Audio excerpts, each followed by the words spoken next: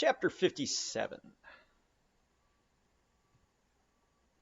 of whales in paint, in teeth, in wood, in sheet iron, in stone, in mountains, and in stars.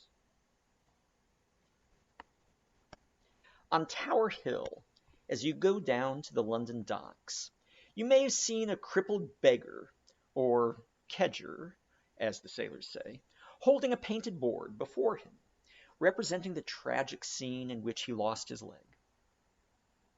There are 3 whales and 3 boats, and one of the boats, presumed to contain the missing leg in all its original integrity, is being crunched by the jaws of the foremost whale.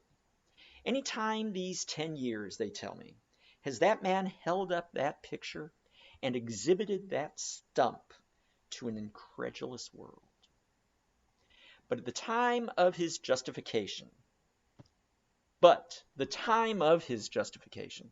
has now come. His 3 whales are as good whales as were ever published in Wapping, at any rate, and his stump as unquestionable a stump as any you will find in the western clearings.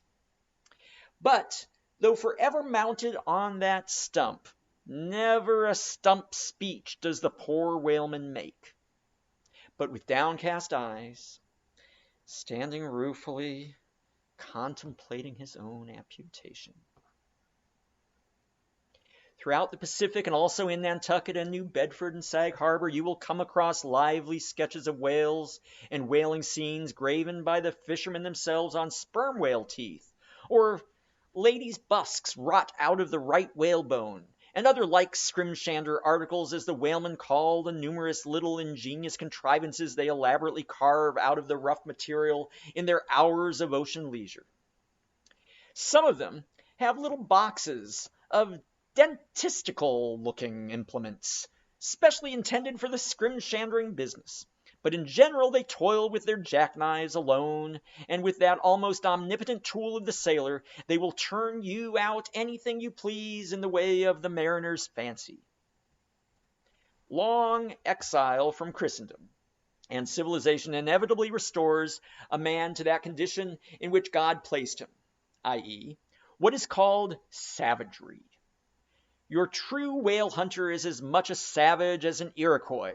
I myself am a savage, owning no allegiance but to the king of the cannibals, and ready at any moment to rebel against him.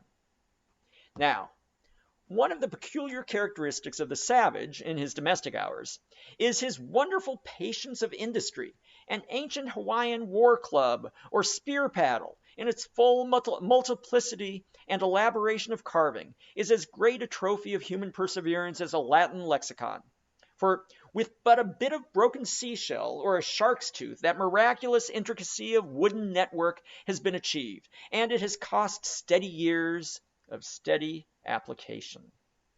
As with the Hawaiian savage, so with the white sailor savage.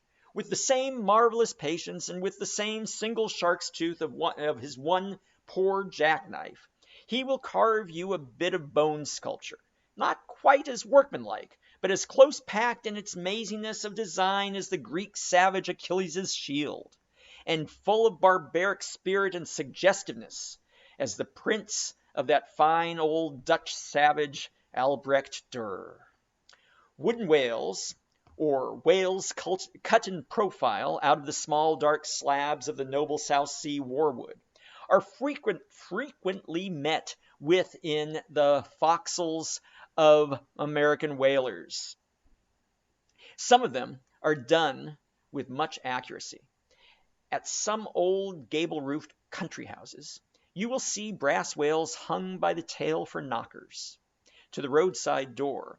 When the porter is sleepy, the anvil-headed whale would be best. But these knocking whales are seldom remarkable as faithful essays. On the spires of some old-fashioned churches, you will see sheet iron whales placed there for weathercocks. But they are so elevated, and besides that, are, to all intents and purposes, so labeled with hands off, you cannot examine them closely enough to decide upon their merit. In bony, ribby regions, in the earth, where at the base of high broken cliffs masses of rock lie strewn in fantastic groupings upon the plain, you will often discover images as of the petrified forms of the Leviathan, partly merged in grass, which, of a windy day, breaks against them in a surf of green surges. Then, again, in the mountainous countries where the traveler is continually girdled by amphitheatrical heights, here and there, from some lucky point of view, you will catch passing glimpses of the profiles of whales defined along the undulating ridges. But you must be a thorough whaleman to see these sights, and not only that, but if you wish to return to such a sight again, you must be sure and to take the exact intersecting latitude and longitude of the first standpoint, else so chance-like are such observations of the hills that your precise previous standpoint would require a laborious rediscovery, like the Saloma Islands, which still remain incognita, though once high-ruffed Mendana trod them and old Figuera chronicled them.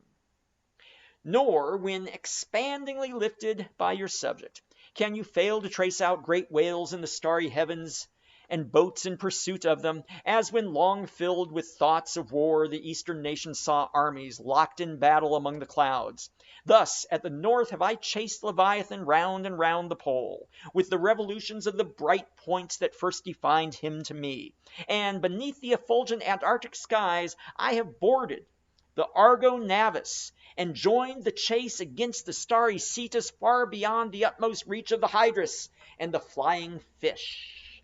With a frigate's anchors for my bridle bits, the fasces of harpoons for spurs, would I could mount that whale and leap the topmost skies to see whether the fabled heavens, with all their countless tents, really lie encamped beyond my mortal sight.